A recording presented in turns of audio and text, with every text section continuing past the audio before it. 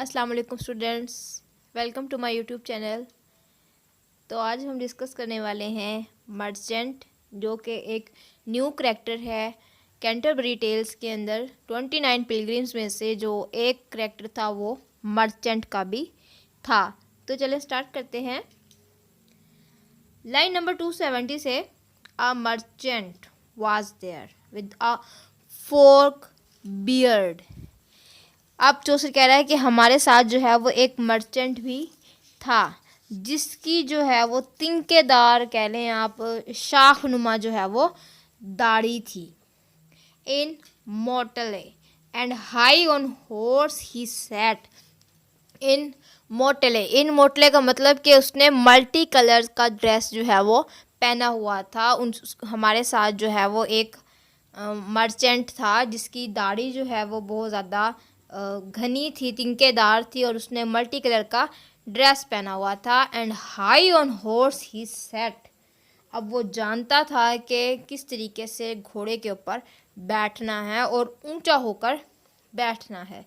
Basically बात करें अगर इस करैक्टर की, तो ये करैक्टर जो है वो इतना ज़्यादा इम्पोर्टेंट नहीं है, लेकिन ये करैक्टर जो है ये एमसीक्यूज़ के हवाले से जो है वो आ जाता है। अक्सर शॉर्ट क्वेश्चंस भी इसके बारे में पूछ लिए जाते हैं कि मर्चेंट के बारे में, उसके अपीयरेंस के बारे में बताएं या उसकी डीलिंग्स के बारे में बताएं। तो आज हम इसको इसी हवाले से जो है वो डिस्कस करने जा रहे हैं। Upon his head a फ्लैंड्रिश Weber hat.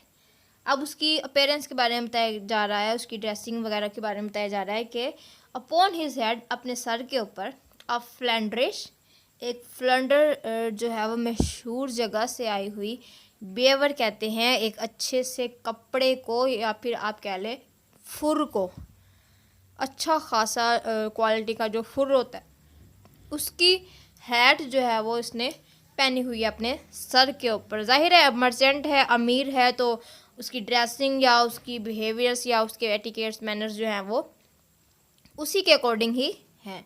His boots clasped fair and fetisly. अब उसके बूट्स की बात की जा रही है कि उसके बूट जो हैं वो बहुत ज़्यादा चमक रहे हैं और अच्छे से बंधे हुए हैं, फासन किए हुए हैं। His reasons he spoke full solemnly. अब वो जो कह रहा है, जोसेफ कह रहा है कि उसकी जो अपन जब भी ये बात करता है तो उसके पीछे कोई ना कोई रीजंस होती हैं। Sounding always the increase of his winnings. यहाँ पर स्विंग वर्ड है, लेकिन इसका असल मीनिंग जो है वो साउंडिंग होता है कि वो जब भी मतलब मीठे लफ्ज़े में, लहजे में जब भी ये बात करता है तो इसका मकसद ही यही होता है, इसने अपनी अर्निंग्स को, अपनी विनिंग्स को, मीन्स जब भी ये बात करता है अपने फ़ायदे के बारे में ही ये बात करता है। विनिंग से यहाँ से मुराद हम लेंगे he would the sea were kept for anything.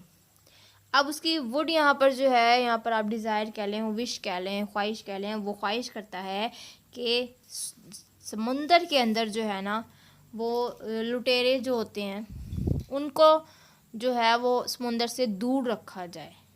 बिटविक्स Middleburg and Orwell. Betwixt Middleburg and Oravel.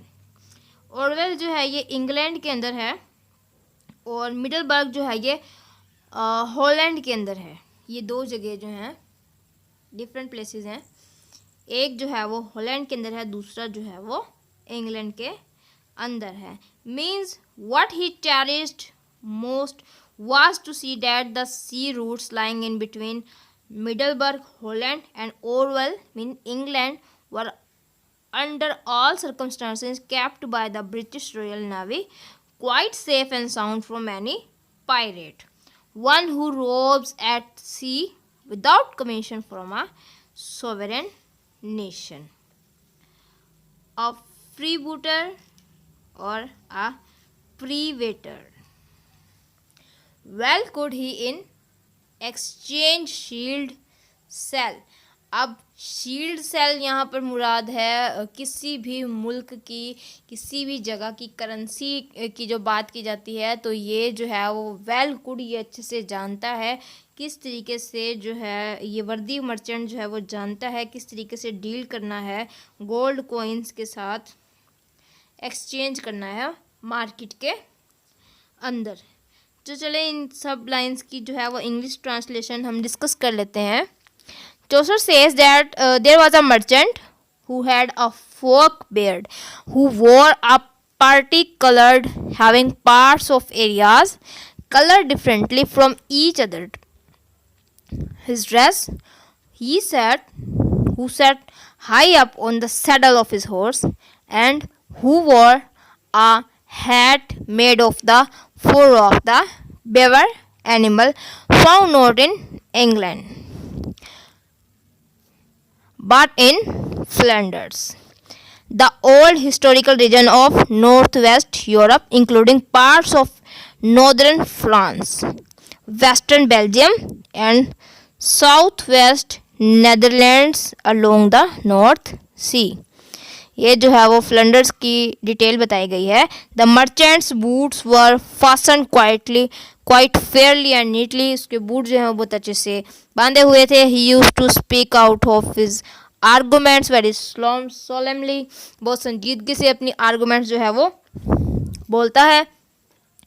This merchant always harped on one and the same string of the increase of his commercial profits.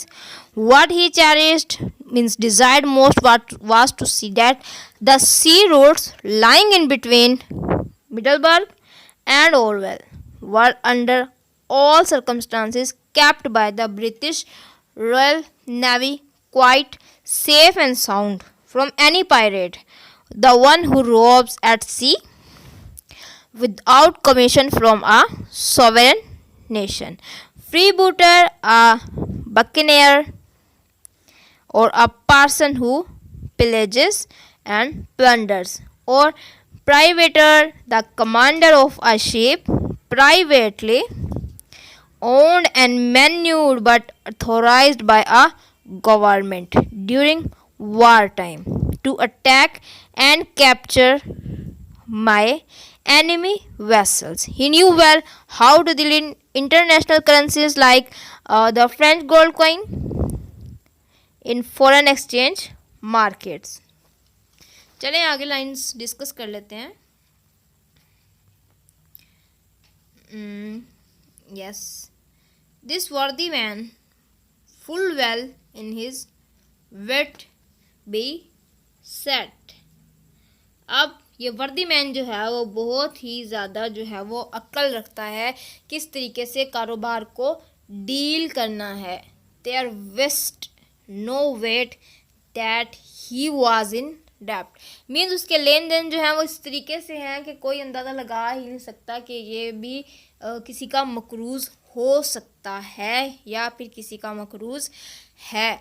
So stately was he of his governance with his bargains and with his shabby sense. कोई इसको chevy sense भी कहा जाता है और कोई इसको shabby sense भी कहा जाता है, कहते हैं।